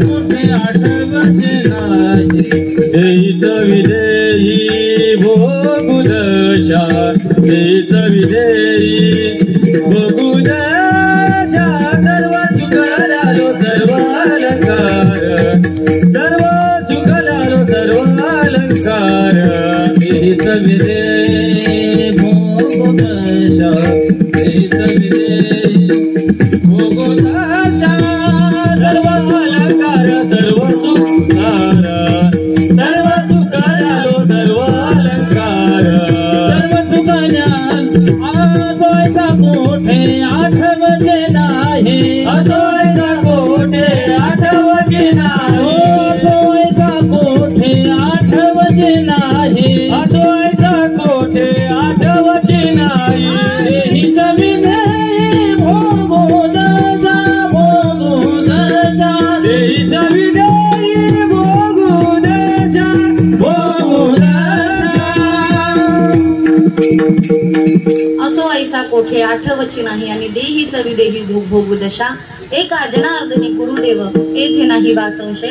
ज्या माणसाने गुरुवर प्रमाणापेक्षा जास्त निष्ठा ठेवली ना, आमचे गुरुदेव दादा वैकुंठवासी हरिभक्त परायण शंकर महाराज रसाळ दादा नेहमी म्हणायचे की तुम्ही जर गाढवावर निष्ठा ठेवली आणि माझ्यासमोर जर तुम्ही गाढव आणून उभा केला आणि मला सांगितलं की हे माझे गुरु आहेत, तर मी त्याच्यावर विश्वास ठेवायला तयार आहे. फक्त तुमची निष्ठा ही निष्ठेची पाहिजे, निष्ठा निष्ठेची अजिबात नको. निष्ठा निष्ठेची निष्ठा नाही. तुम्ही दगडाला जरी म्हटलात का हे माझ्यासाठी गुरु आहेत, तर मी विश्वास ठेवायला तयार आहे. अशा परंपरेची धुरा चालवत असताना आनंद होतो की इंचगिरी संप्रदायामध्ये गुरूंना प्रमाणापेक्षा जास्त महत्त्व दिलं जातं. माझे चुलते वैकुंठवासी हरिभक्त परायण किसन महाराज घाडगे व माझे वडील वैकुंठवासी हरिभक्त परायण सुभाष महाराज घाडगे अतिशय हलाखीच्या परिस्थितीमध्ये दिवस काढले. आणि दिवाळीला गावची यात्रा, आणि गावच्या यात्रेला सगळी मुंबईची माणसं मुंबईवरून येताना बाजार घेऊन यायची. मग बाजारामध्ये दिवाळीला जो काही साहित्य लागतं ते साहित्य घेऊन यायचे. माझ्या चुलत्याने माझे वडील कोरेगावमध्ये उतरायचे, उपारण्याचे 2 भाग करायचे आणि जेवढे काही खिशामध्ये पैसे शिल्लक आहेत त्या सगळ्या पैशांनी काय 40 घाव, 50 घाव, 30 घाव, 20 घाव, मी गुरुनिष्ठा सांगते तुम्हाला, जे काही पैसे गावतील त्या पैशाची फुलं घ्यायची, त्या उपारण्यामध्ये बांधायची, ती फुलं डोक्यावर घ्यायची आणि पांढरवाडी ते कोळेवाडी 3 किलोमीटरचं अंतर आहे, तिथून चालत यायचं. गावातली माणसं म्हणायची घाडग्यांच्या पोरांनी बाजार आणला. काय घाडग्यांच्या पोरांनी दिवाळीचा बाजार आणला. पण आमच्या घरामध्ये दिवाळी बनली जात नव्हती. त्या झेंडूच्या फुलावरून लक्ष्मीच्या देवळापासून ते घरापर्यंत ती झेंडूची फुलं हंतरायची आणि त्याच्यावरून गुरुदेव दादांना चालवत आणायचं. ती त्यांच्यासाठी दिवाळी होती. सण करणं, घरामध्ये सगळं बनवणं ही त्यांच्यासाठी दिवाळी नव्हती. गुरुदेव दादा कितीतरी दिवसातून आपल्याकडे येणार आहेत आणि त्या दादांची चरण आपल्या घराला लागतील, ती आमच्यासाठी दिवाळी आहे. मी स्वतःला भाग्यवान समजते की अशा परंपरेमध्ये माझा जन्म झाला आणि ती परंपरा जोपासायचं काम सद्गुरूंनी माझ्याकडे दिलं आणि ती जोपासताना मला अतिशय जास्त आनंद होतो. आणि त्या परंपरेचा मठ नवी मुंबई सारख्या ठिकाणी असावा, त्या परंपरेची माणसं नवी मुंबई सारख्या ठिकाणी ती परंपरा जतन करणारी असावी, हा सगळ्यात मोठा आनंद आहे. विठ्ठल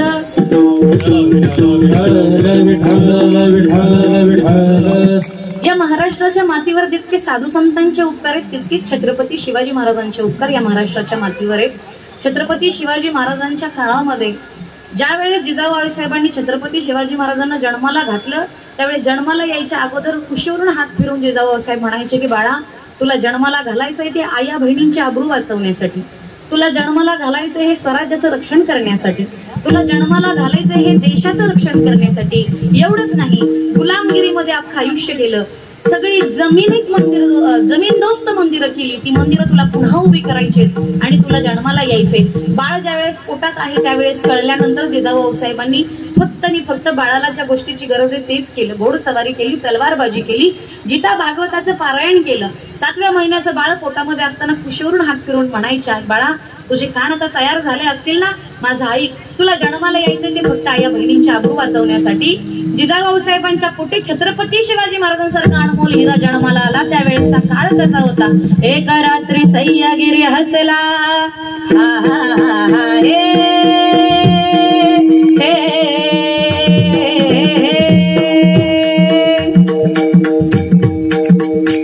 एका रात्री सह्यागिरी हसला, एका रात्री सह्यागिरी हसला, एका रात्री सह्यागिरी हसला, आनंदाला कसला झाला उमगेन मानवाला, रात्री सागरचा अंधाराला चिरून सूर्योदय कसा झाला, अरबी सागराचा चेहरा खुलला, बोध बघा झाला मानवाला, रची जी जी बोध बघा मानवाला, रची जी जी बोध बघा मानवाला, बोध बघा झाला मानवाला, रची जी जी जी जी.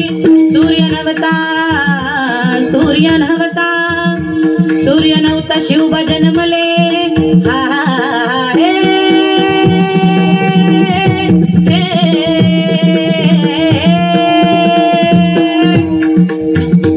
सूर्य नव्हता शिव जन्मले, विश्वानंदले गाऊ लागले, आगळा होता त्यांच्या गाण्याचा थाट, काढली शाहिरान त्यातूनच वाट, अमीर शाहीर शिवबाचा घाट, जी जी जी अमीर शाहीर शिवबाचा घाट, जी जी जी.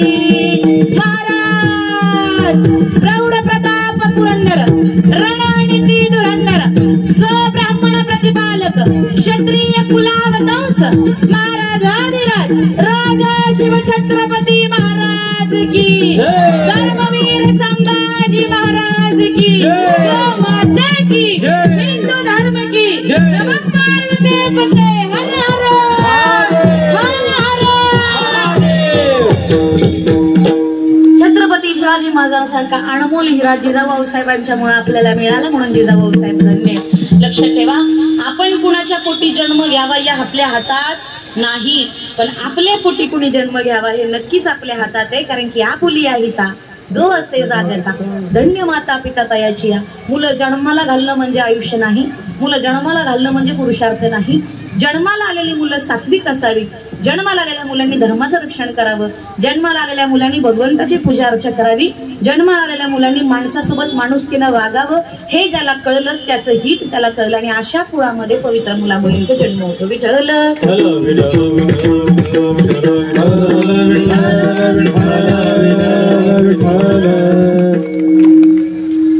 नवरा बायकोची भांडणं आत्ताच नाहीत बरं का, शंकर भगवानापासून चालली आहेत। माहितीये तुम्हाला, एक दिवशी शंकराचं आणि पार्वतीचं भांडण लागलं। आता उद्या शिवरात्री आहे, तुम्हाला जे काही महात्म्य आहे ते महाराजांच्या मुखातून उद्या सांगायला मिळेल। आजचा पहिला दिवस आहे म्हणल्यावर मी नामावरच बोललं पाहिजे, कीर्तनकार म्हणल्यावर काही गोष्टीत बांधिले, मला त्याच्यावरच बोललं पाहिजे। उद्या महाराज तुम्हाला शिवरात्रीचं महात्म्य सांगतील, पण आता शंकर भगवानाच्या मंदिरापुढे कीर्तन आहे म्हणल्यावर शंकर भगवानाच्या आयुष्यातल्या काही गोष्टी सांगायला पाहिजेत। एकदा पार्वती मैयाचं आणि शंकर भगवानाचं भांडण लागलं। शंकर भगवानाचं आणि पार्वती मैयाचं भांडण लागलं। पार्वती मैयांनी जेवण वाढलं आणि निघून गेल्या। बघा, जेवण वाढण्याची पद्धत, ताट ठेवण्याची पद्धत पुरुषाशिवाय जास्त कुणाला कळत नाही। थोडं जरी ताट आपटलं तरी समजायचं काहीतरी बिनसले। लक्षात आलं भगवंताच्या की काहीतरी बिनसले, म्हणले काय झालं, मला बोलायचं नाही। अगं झालं तरी काय, मला बोलायचं नाही। अगं मला सांग झालं तरी काय, बोलायचं नाही। नाही म्हणले मला अहो देव जरी असला तरी बायको पुढं नमतं घ्यावं लागलंय देवाला। तुम्ही आम्ही सर्वसामान्य माणसं आहे। अगं झालं काय, म्हणली लक्ष्मीच्या घरी गेली होती, कशाला, हळदी कुंकवाला। हो, मग किती सुंदर घर आहे तिचं, तिच्या घरात एसी आहे, तिच्या घरात वॉशिंग मशीन आहे, तिच्या घरात फिल्टर आहे, तिच्या घरात एलईडी आहे, तिच्या अंगणात सीसीटीव्ही कॅमेरा आहे, तिच्या घराच्या पुढे गार्डन आहे। माझी जिंदगी मसलमट्यात गेली, राखत नुसते धुवून कपडे धुवून मी घायला आले, पण कपड्याची राख निघणं झाली। शंकराचं वास्तव्य कुठं, मग बायको कुठं राहणार, तिथंच राहणार ना। मग काय तुझं म्हणणं काय, मला घर पाहिजे, काय जरी झालं तरी मला काय पाहिजे, घर पाहिजे। म्हणले बाई कसं शक्य आहे, माझं आयुष्य ह्याच्यात गेलं मी ह्याच्यातच घालवणार आहे, तुला घर देणार नाही। म्हणले मला घर पाहिजे, घर नाही दिलं तर मी तुमच्यासोबत बोलणार नाही। देव जरी असला तरी बायको पुढे काय करावं लागलं, नमतं घ्यावं लागलं। मी एका चाटीवर घर बांधेल, पण मी त्या घरात राहणार नाही। बाई तुझी तू राहा, तुला जे पाहिजे ते घे, पण मी कुठं राहणार, स्मशानातच राहणार, मी तिथे येणार नाही। म्हणले तुम्हाला यावंच लागेल। देवाने ऐकलं, सुंदर असं घर बांधलं, मोठा बिल्डर बोलवला घर बांधायला। घर बांधल्याच्या नंतर जे जे पाहिजे ते त्या घरामध्ये घेतलं, पण तिनं सांगितलं होतं की 4 पैठण्या आणायच्या 5-5 हजाराच्या। कुणाला, सरस्वतीला, लक्ष्मीला, कारण की त्यांनी मला कशाला बोलवलं होतं, हळदी कुंकवाला। कशासाठी, घर दाखवण्यासाठी। मी पण घर दाखवण्यासाठीच बोलावणार आणि 5-5 हजाराच्या पैठण्या घेणार, दाखवायची हौस लय मोठी बायकांना। काय हो, इकडे आहे का, आमच्याकडे लय दाखवायचीच हौस लय, घर जळा नका जळलं तर, पण दाखवायचीच हौस नाही। बरं म्हणले काही हरकत नाही, बोलव। सुंदर एलईडी बसवला, वॉशिंग मशीन घेतली, एसी घेतली, सगळं जसं लक्ष्मीच्या घरात होतं त्याच्यापेक्षा चांगलं केलं। घराचा सगळ्यात पहिला विधी कुठला, वास्तुशांतीचा पहिला विधी। मग त्यावेळेस विद्वान ब्राह्मण कोण, फक्त रावण, रावणाशिवाय दुसरा विद्वान ब्राह्मण कोण नाही। म्हणलं रावणाला पूजेला बोलवायचं। बरं रावण हा इच्छादान मागत असतो। शंकर भगवानांनी सांगितलं लक्षात घे बाई, रावणाला तुम्ही काय पाहिजे बोलायचं नाही, मी देतो काय द्यायचंय ते, मी नवरा आहे ना तुझा, मला माहिती ना काय दिलं पाहिजे। बरं मी देव आहे, जगाचा मालक आहे, चालक आहे, ब्रह्मांड माझ्या हातात आहे, तू फक्त काय बोलायचं नाही। नाही धनी, एका शब्दानं बोलणार नाही। तुम्ही एवढं मोठं घर बांधलं माझ्यासाठी, एवढी मोठी वास्तुशांती, एवढ्या मोठ्या पैठण्या, एसी एलईडी, एक शब्दानं मी काय बोलणार नाही। रावण आले, छानपैकी पूजा केली, सुंदर असे मंत्रांचं उच्चारण केलं। उच्चारण केल्यानंतर त्या गेल्याने म्हटलं काय सुंदर पूजा केली तुम्ही, अतिशय माझे कान तृप्त झाले, सांगा आता तुम्हाला काय पाहिजे। नवऱ्याने काय सांगितलं होतं, आता नवरा मस्त मोठाला डोळं करतोय, पण आता करायचं काय, सांगितलं आता केवढी मोठी पंचायत झाली. आता बोलू नये म्हणून बोलली, नवऱ्याकडे बघायलाच तयार नाही पार्वती मैया. शंकर भगवानाकडे बघायलाच तयार नाही. म्हणले नको, मला काही सुद्धा नको, माझ्या देवाच्या दारामध्ये मी पूजा केली, मला काही सुद्धा नको. पण आता तोंडातनं गेलेला शब्द माघारी कसा घ्यायचा बरं? देवाची बायको आपली खाली मान घालून नाही नाही आता मागा, तुम्हाला काय पाहिजे ती मागा. नवऱ्याकडे बघायचं धाडस नाही. म्हणलं आता मैया तुम्ही एवढा हट्ट करता तर एक काम करा, हे घरच देऊन टाका मला, एसी सकट एसी LED सकट घरच देऊन टाका. विनोदाचा भाग सोडा. माणसाला पाहिजे तिथं पाहिजे ते बोलायचं कळलं पाहिजे, आणि पाहिजे तिथं पाहिजे ते बोलायचं कळलं तर आयुष्याचं सार्थक होतं. हे देवापासून चालत आले. मग तुम्ही आम्ही तर सर्वसामान्य माणसे. त्याच्यामुळे माणसाने आयुष्यामध्ये थोड्याच गोष्टी कराव्या, माफकच गोष्टी कराव्या, पण अशा गोष्टी कराव्या की ज्याने मनाला समाधान मिळेल. आणि मनाला समाधान मिळाल्यानंतर आयुष्यामध्ये आनंद निर्माण होत असतो. आणि आनंद कधी निर्माण होतो? फक्त भगवंताचं नामचिंतन केल्यानंतर. ज्या वेळेस आपण भगवंताच्या मंदिरामध्ये जातो, बारीमध्ये आपण उभं राहतो, जे बघायला पाहिजे ते आपण बघत नाही. बघा, बारीमध्ये उभं राहिल्याच्या नंतर आपण एकमेकांच्या सोबत गप्पा मारतो. बाई केवढी मोठी रांग आहे, बाई तिची साडी किती चांगली आहे, बाई केवढा मोठा प्रवास झाला, असं करतो. आणि देवारामध्ये गेल्याच्या नंतर, देवाच्या गाभाऱ्यामध्ये गेल्यानंतर पहिल्यांदा काय करतो? हात जोडतो आणि आपले डोळे, बरोबर आहे का? अरे जे बघायला पाहिजे ते बघा ना. देवाची मूर्ती ही बघण्यासाठी आहे, पण तिथं आपण काय करतो? डोळे बंद करतो. आणि बारीमध्ये उभा असताना आपण इकडची तिकडची चर्चा करतो. ह्या जगामध्ये देवापेक्षा सुंदर कोणीच नाहीये, ते बघितलं पाहिजे. तिथं जाताना देव सुंदर आहे. आणि ज्यावेळेस आपण देवाला बघतो, देवाची मूर्ती ज्यावेळेस आपल्या हृदयामध्ये वास्तव्य करत असते, त्यावेळेस तुमच्या चेहऱ्यावरचं तेज असतं ते अवर्णनीय असतं, अगणित असतं. मी मगाशी सांगितलं की नियतीचे काही नियम आहेत, निसर्गाचे काही नियम आहेत. बाळ येण्याचा संकेत हे 9 महिने आधी कळतं, पण जायचं संकेत माणसाला अजिबात कळत नाही. निसर्गाने काही गोष्टी हातात ठेवल्या आहेत. सगळ्याच गोष्टी जर माणसाच्या हातात दिल्या असत्या तर माणूस म्हणला असता, तो माझ्या संग बोलला नाही, मारून टाकला. खरंय का? सगळ्याच गोष्टी जर निसर्गाने हातात दिल्या असता. पोटाची भूक आपल्या हातात आहे का? ज्या वेळेस आपल्याला कळतं की माझ्या पोटाला भूक लागली, त्यावेळेस जेवढं पोटाला गरजेचं आहे तेवढंच खातो की 4-5 दिवसाचं खातो? मग एवढ्याशा पोटामध्ये 3 वेळा भूक लागते. ते अन्न जीर्ण कुठून होतं? त्या अन्नाचं सगळं समाकरण कुठून होतं? कानामध्ये शब्द कुठून येतात? डोळ्यातून दृष्टी कुठून येते? मुखातून शब्द कुठून येतं? चाले हे शरीर कोणाची असते आणि कोण बोलवितो हरिविनं? देव आहे, या गोष्टीवर विश्वास ठेवला पाहिजे. आणि जो या गोष्टीवर विश्वास ठेवतो, देव आहे या गोष्टीवर जो विश्वास ठेवतो, त्याच्या आयुष्यामध्ये कशाचीच गरज लागत नाही. तो अग्निरूप होतो. त्याला पापा पुण्याची गरज लागत नाही. अभंगाच्या शेवटच्या तुका म्हणे आम्ही झालो अग्निरूप, तुका म्हणे आम्ही झालो अग्निरूप, तुका म्हणे आम्ही झालो अग्निरूप, तुका म्हणे आम्ही झालो अग्निरूप, तुका म्हणे आम्ही झालो अग्निरूप, तुका म्हणे आम्ही झालो अग्निरूप,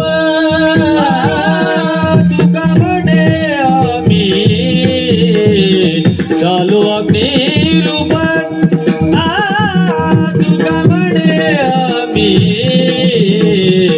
झालो अग्निरूप.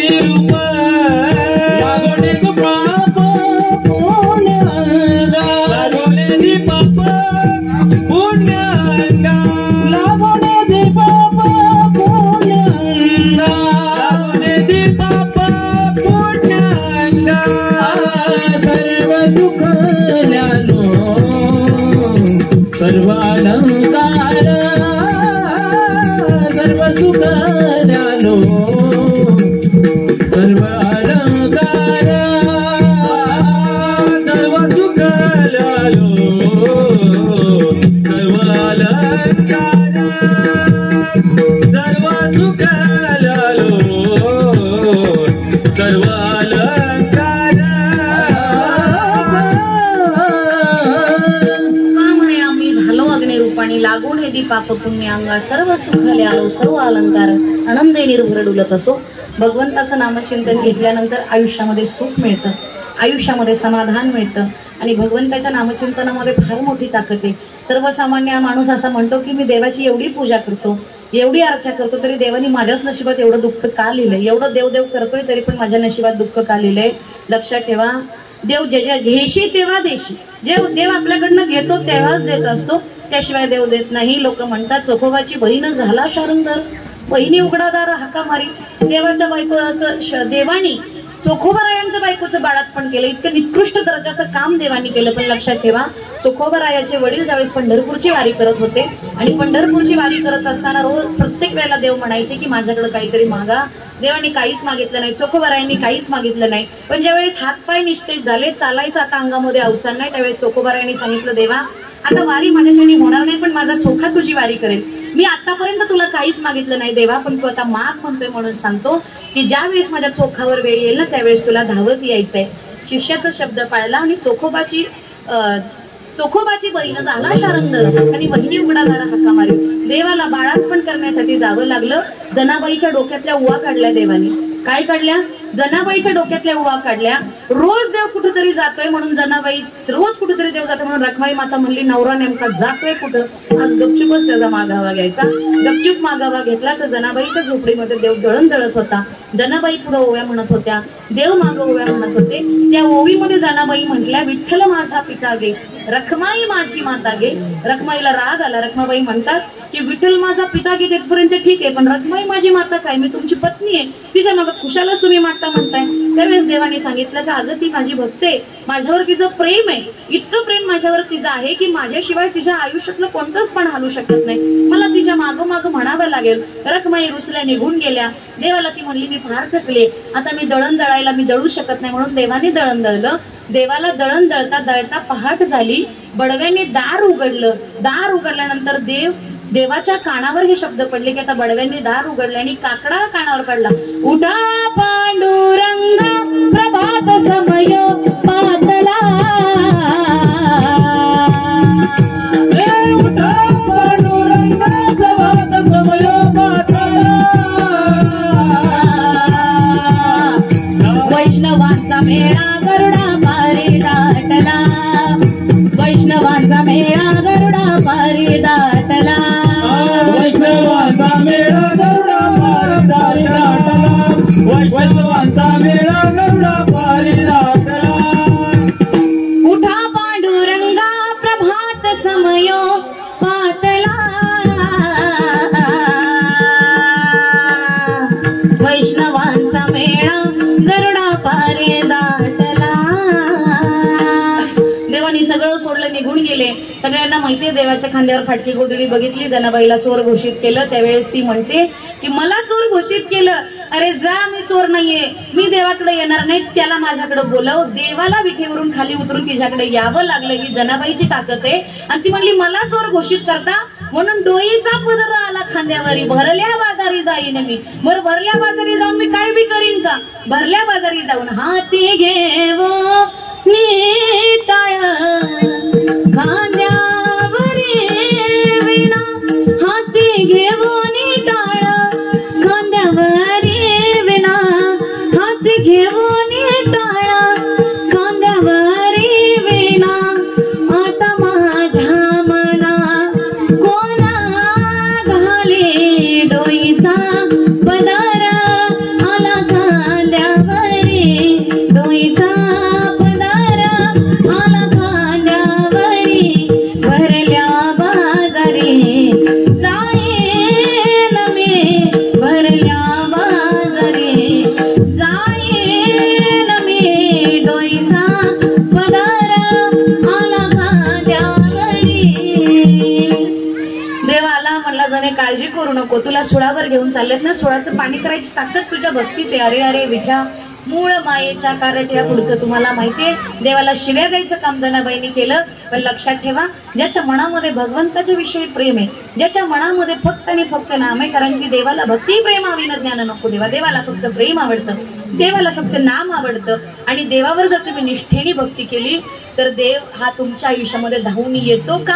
तर येतोच. फक्त आपली निष्ठा आहे ती डगमगता कामाची नाही. एकदा सगळ्यांनी मिळून भगवंताचं भजन करूया. सगळ्यांनी वर हात करा, ज्यांना आहेत त्यांनी करा, ज्यांना नाही त्यांनी नाही केले तरी चालते. वा, मी लय लांबची जाऊ का?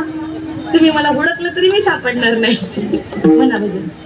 विठोबार कोमाये विठोबार कोमाये विठोबार कोमाये विठोबार कोमाये विठोबार कोमाये विठोबार कोमाये विठोबार कोमाये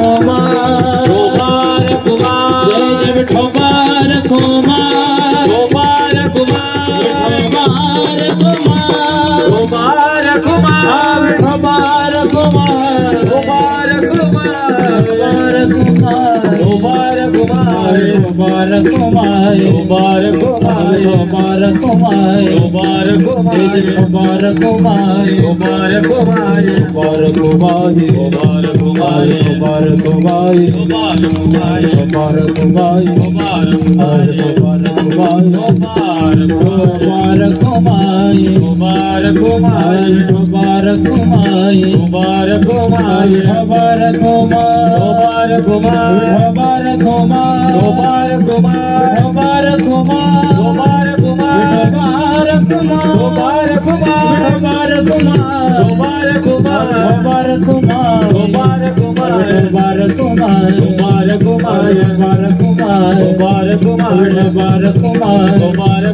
कोमाये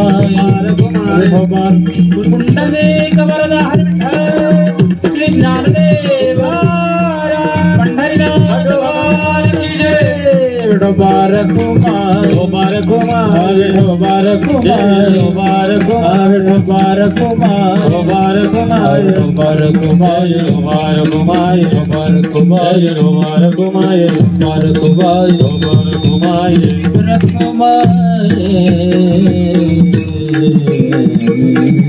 सदा नाम घोष करो हरि कथा, सदा नाम घोष करो हरि कथा, तेने सदा चित्ता समाधान, सर्व सुख ल्यालो सर्व अलंकार, आनंदे निर्भर डुलत असो. यथामती यथावकाश नियोजित वेळेत अभंगाचा भावार्थ तुमच्या समोर मांडण्याचा प्रयत्न केला.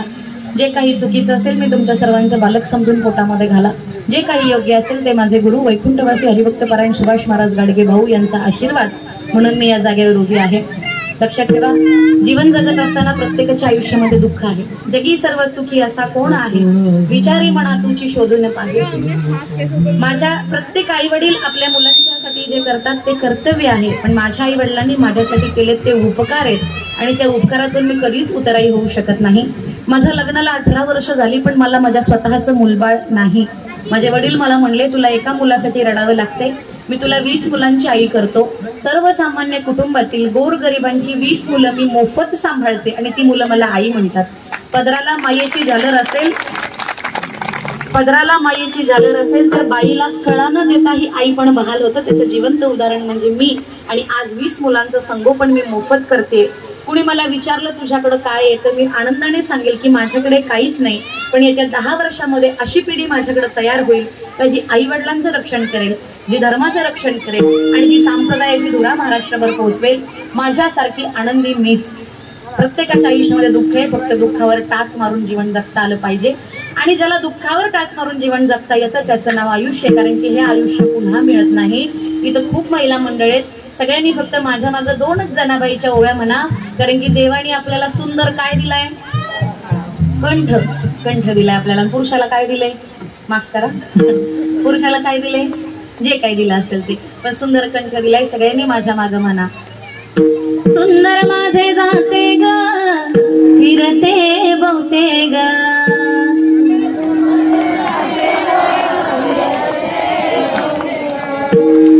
नवऱ्याला जेवढ्या स्वरात ओरडताना तेवढ्या स्वरात. स्वर सांगितला मी तुम्हाला. सुंदर माझे जाते ग फिरते बहुते ग,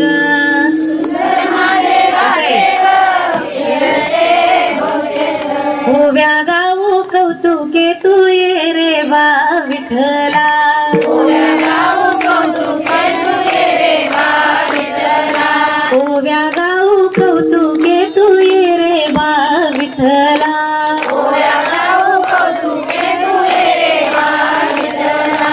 सासू आणि सासरा दीर तो तिसरा, सासू आणि सासरा दीर तो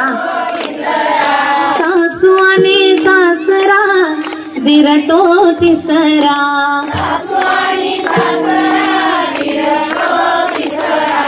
ओव्या गाऊ भरतारा तू ये रे बा विठ्ठला तू ये रे बा विठ्ठला तू ये रे बा विठ्ठला ओव्या गाऊ भरतारा तू ये रे बा विठ्ठला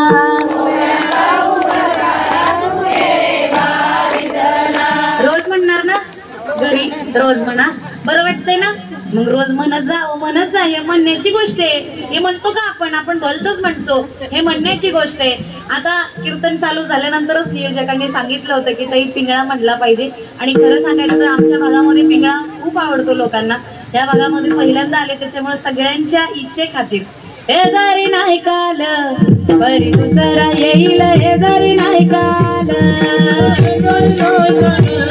तरी दुसरा येईल हे जरी नाही काल हे जरी नाही काल परी दुसरा येईल हे जरी नाही काल हे जरी नाही काल तरी दुसरा येईल हे जरी नाही काल सरती शेवटी मा काळ बांधून नेईन सरती शेवटी मा काळ बांधून नेईन सरत शेवटी वा काळ बांधून येईल सरत शेवटी वा एका जनार्दनी आमचे काय बाजायेल एका जनार्दनी आमचे काय बाजायेल एका जनार्दनी आमचे काय बाजायेल एका जनार्दनी आमचे काय बाजायेल पिंगळा पिंगळा पिंगळा पिंगळा पिंगळा पिंगळा पिंगळा माघारी बोल बोलित देखा पिंगळा माघारी पिंगळा माघारी बोल बोलितो देखा पिंगळा माघारी पिंगळा माघारी बोल बोलित देखा पिंगळा माघारी पिंगळा माघारी बोल बोलितो देखा पिंगळा माघारी अनादि निर्गुण प्रकटली भवानी मोह महिषासुर मर्दाला लागुनी विविध तापाची करावया जाडणीन भक्ता लागी तू भावशी निर्वाणी आईचा जोगवा मागे नायचा जोगवा मागे नाय आईचा जोगवा मागे आईचा जोगवा मागे हम माग्या सो हम माग्या प्रेम नगरावारे हम मागे प्रेम नगरावारे माझ्या मल्हारीची वारी मल्हारीची वारी माझ्या मल्हारीची वारी मल्हारीची वारी हे माझ्या मल्हारीची वारी मल्हारीची वारी माझ्या मल्हारीची वारी मल्हारीची वारी निर्गुण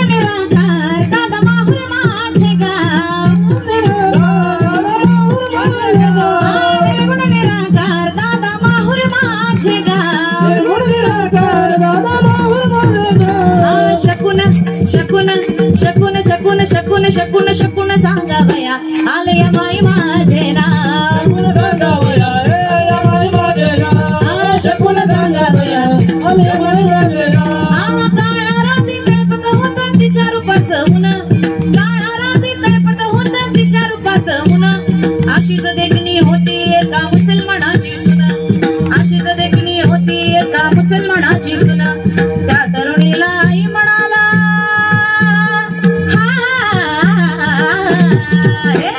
त्या तरुणीला आई म्हणाला राजा तो शिलवान म्हणून आनंदाने नाचत होते हिंदू मुसलमान आनंदाने नाचत होते हिंदू मुसलमान आनंदाने नाचत होते हिंदू मुसलमान आनंदाने नाचत होते हिंदू मुसलमान पिंगळा पिंगळा पिंगळा पिंगळा पिंगळा पिंगळा पिंगळा माघारी बोल बोलितो देखा पिंगळा माघारी पिंगळा माघारी बोल बोलितो देखा पिंगळा माघारी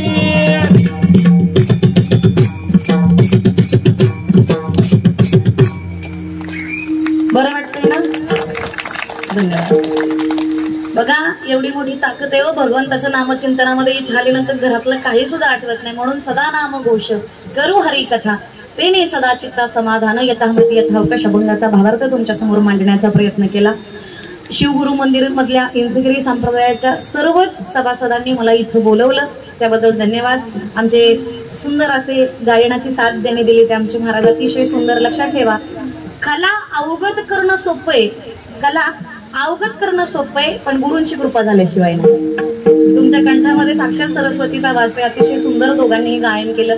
दादांच्याही हातात इतकं सोपं नाही हो पखवाज वाजवणे, इतकं सोपं नाही. बसणाऱ्या माणसाला वाटेल लगेच वाजवायला आलं पाहिजे, लगेच वाजवायला येत नाही. त्याच्यासाठी खूप कष्ट करावं लागतं. आणि खरं सांगू का, अगदी प्रामाणिकपणे कीर्तन चालू झाल्यापासून मागं बघितलं ना, त्याचं कारण एका जनार्दनी गुरुदेव आणि येथे नाही बा संशय. ज्यांनी मला पवित्र गीता शिकवली त्या आमच्या जायबाई ताई, त्या माझ्या गुरु आहेत. आणि त्यांच्याकडे बघून कीर्तन करायचं म्हणजे माझ्यासाठी शक्य नाही. म्हणून बाई मी मागं बघितलं नाही, मी माफी मागते तुमची, मी मागं बघितलं नाही. अतिशय छान. ज्या महिलांना लिहिता वाचता येत नाही अशा अनपढ महिलांना गीता शिकवण्याचं काम या माऊलीनं केले. आणि भगवंताचा एवढा मोठा आशीर्वाद त्यांच्यावर आहे ना, अतिशय सुख आणि समाधान त्यांचं जे काही आहे ते त्यांच्या चेहऱ्यावर दिसतंय, सांगायची गरज नाही. त्या महिला मंडळ अतिशय सुंदर असं भजन, ज्यांच्या कंठामध्ये साक्षात सरस्वतीचा वास आहे, त्या आमच्या साबळेताईंच्या या सगळ्याच भजनी महिला मंडळ त्या कीर्तनाला उभ्या राहिल्या. इकडे आमच्या वहिनी साहेब उभ्या राहिल्या. गुरुकुल मधला एक विद्यार्थी माझ्यासोबत आलेला आहे. इकडे विनेकरी म्हणून आमचे भाची सात्विक महाराज, कारण की येतानाच सांगितलं होतं कीर्तन संपेपर्यंत उभं राहायचं, उभं राहायला असं तुझ्यासाठी बक्षीस असणार आहे. बक्षिसासाठी का होईना पण तो विणा घेऊन उभा राहिला.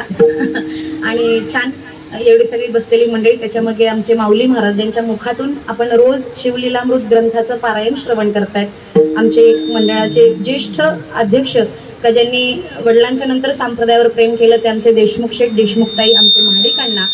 त्याच्यानंतर आमच्या सरकताई देशमुखताई मंडळातली ही सगळीच माणसं दिसतायत, ती सगळीच माणसं माझी आहेत. सगळ्यांचंच नाम उल्लेख केला असं समजा. ज्येष्ठ गुरुबंधू आमचे बंधू गोरक्षनाथ महाराज घाडके, की ज्यांच्या आधिपत्याखाली मार्गदर्शनाखाली हा सुंदर असा सप्ताह चालला आहे. तुम्ही मला इथं बोलवलं त्याबद्दल मी तुमच्या सर्वांचं मनापासून धन्यवाद व्यक्त करते. झालेली सेवा पुन्हा एकदा शंकर भगवानाच्या चरणावर समर्पित करते, तुम्हा सर्व श्रोत्यांच्या चरणावर समर्पित करते. माझे गुरु वैकुंठवासी हरिभक्त पारायण सुभाष महाराज गाडगे भाऊ यांच्या चरणावर सेवा समर्पित करून सेवेला पूर्णविराम. ज्ञानेश्वर माऊली ज्ञानराज माऊली महाराज ज्ञानेश्वर माऊली ज्ञानेश्वर माऊली ज्ञानराज महाराज ज्ञानेश्वर माऊली ज्ञानराज माऊली. तुकाराम तुकाराम तुकाराम तुकाराम तुकाराम तुकाराम तुकाराम तुकाराम तुकाराम तुकाराम तुकाराम तुकाराम तुकाराम तुकाराम विठ्ठल जय जय विठ्ठल सात्विक जय जय विठ्ठल जय जय विठ्ठल हर जय जय. आय बोलले कुरे वेडे वाकोडे करा क्षमा अपराध महाराज तुम्ही सिद्ध नाही विचारिला बेकार करा क्षमा अपराध महाराज तुम्ही सिद्ध. तुका म्हणे ज्ञानेश्वर करा क्षमा अपराध महाराज तुम्ही सिद्ध. ज्ञानदेव तुकाराम ज्ञानदेव तुकाराम ज्ञानदेव तुकाराम तुकाराम तुकाराम तुकाराम. गवर्नर गोपाल कृष्ण भगवान की जय. माऊली ज्ञानेश हर हर हर हर. टाकऱ्यांना विनंती, स्टेजवरती 2 मिनिटं बसा. श्री शिवगुरु सेवा संस्थेच्या वतीने संपन्न होत असलेला हा आपला शिवरात्री महोत्सव आणि आज या महोत्सवाचा 3रा दिवस. दररोज या मंडळाच्या वतीने भजन कीर्तन सत्संग अन्नदान जपतप यज्ञाधिक कर्म असा मागच्या 3 दिवसापासून आपल्या शहरामध्ये हा उत्सव संपन्न होत आहे. आज या उत्सवाचा 3रा दिवस. 3ऱ्या दिवसाची कीर्तनरूपी सेवा महाराष्ट्रातील सुप्रसिद्ध कीर्तनकार आदरणीय मनीषाताई घाडगे यांनी या ठिकाणी शिश्राव्यास येऊन या ठिकाणी कीर्तन केलं. आपण सर्वांनी टाळ्याच्या गजरामध्ये त्यांचं स्वागत करूया. एक त्यांचा विशेष परिचय, या सातारच्या आहेत पण त्यांचं पूर्ण बालपण आपल्या कळंबोलीत गेलेलं आहे. म्हणजे ह्या आपल्यातल्याच आहेत, आपल्या कळंबोली रोडपाली परिसरातलेच आहेत. Maharashtra English school. उद्या सकाळी एकदा यांच्यासाठी टाळ्या वाजवा. पळतात ते लोक. 10ला या, उद्या कीर्तन आहे. इंग्लिश स्कूलमध्ये शिक्षण झालं त्यांचं. आपल्या शहरामध्ये बालपण गेलंय, त्यांचं तारुण्य पण गेलंय. वैवाहिक जीवनानंतर सासरी गेलेले पण सुंदर असं महाराष्ट्राला मार्गदर्शन करतायत. पुन्हा एकदा ताईंसाठी टाळ्या वाजवूया आणि मंडळाला मी विनंती करतो की ताईंचा आपण लगेच सन्मान करायचा आहे. या लवकर. ताई कुठे आहेत? दुसऱ्या ताईंचा या ठिकाणी मंडळाच्या वतीने सन्मान होत आहे. त्या सन्मानाचा स्वीकार आदरणीय ताईंनी करायचा आहे. ताईंच्या हातून वारकरी संप्रदायाचं मोठं कार्य सुरू आहे. शाल श्रीफळ त्या ताई कुठे दुसऱ्या त्यांना पाठवा. ठिकाणी आलेले त्यांना विनंती आहे की आपण पुढे यायचंय. टाळ्याच्या गजरामध्ये ताईंचं आपण स्वागत करूया. प्रणताई या, जोरात टाळ्या वाजवायच्या. या ताई, शालन श्रीफळ घ्या.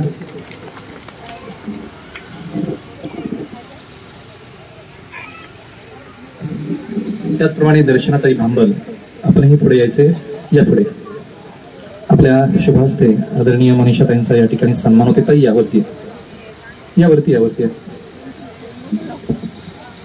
मंडळाचं पहिलं वर्ष आहे. आपण भरभरून या कार्यक्रमाला आशीर्वाद प्रतिसाद देत आहात. असंच सहकार्य आपल्या सर्वांचं आपल्याला लाभावं. या ठिकाणी मनीषाताईंचा या ठिकाणी सन्मान होत आहे. सगळ्यांनी टाळ्याच्या गजरामध्ये स्वागत करायचंय. पुंडलिका वरद हरी विठ्ठल श्री ज्ञानदेव तुकाराम पंढरीनाथ भगवान की जय. धन्यवाद ताई. त्याचप्रमाणे या ठिकाणी आपले व्यासपीठ चालक आदरणीय माऊली आलेले आहेत. त्यांच्या मुखातून आपण शिवलेला अमृत श्रवण केलेलं आहे. त्यांनाही विनंती की आपण पुढे यायचे. आपला या ठिकाणी सन्मान होत आहे. लवकर या. आज शुभ हस्ते आदरणीय माऊलींचा या ठिकाणी सन्मान होत आहे. आदरणीय रविशेठ पाटील या ठिकाणी उपस्थित आहेत. आपले नगरसेवक आदरणीय रविशेठ पाटील यांच्या शुभ हस्ते आदरणीय माऊलींचा या ठिकाणी मंडळाच्या वतीने सन्मान होत आहे. शाल आणि श्रीफळ देऊन या. पाटील साहेब आपणही वरती या. कळंबोलीचे आपले शहराध्यक्ष आदरणीय पाटील साहेब आपल्या सर्वांच्या शुभ उपस्थितीमध्ये या ठिकाणी आदरणीय ज्ञानेश्वर महाराज माऊली यांचा या ठिकाणी शालेने श्रीफळ देऊन सन्मान होत आहे. पुंडलिका वरद हरी विठ्ठल श्री ज्ञानदेव तुकाराम पंढरीनाथ भगवान की जय. माऊली ज्ञानेश्वर महाराज की जय. या ठिकाणी खास आपल्या कार्यक्रमाला भेट देण्यासाठी आदरणीय संदीपान शेठ महाडिक या ठिकाणी आलेले. त्यांनाही विनंती आपण वरती यायचे. आपला या ठिकाणी सन्मान होत आहे. इंचगिरी संप्रदायाचे थोर उपासक आणि साधक आदरणीय संदीपान शेठ महाडिक, त्याचप्रमाणे बबनराव देशमुख शेठ, आपणास सुद्धा विनंती की आपण वरती यायचंय.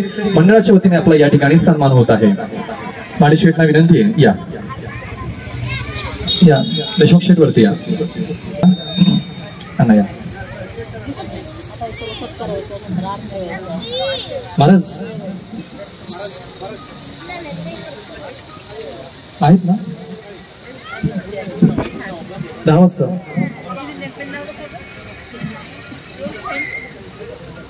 आपल्या सर्वांच्या अथक परिश्रमाने प्रेमाने या ठिकाणी हा सोहळा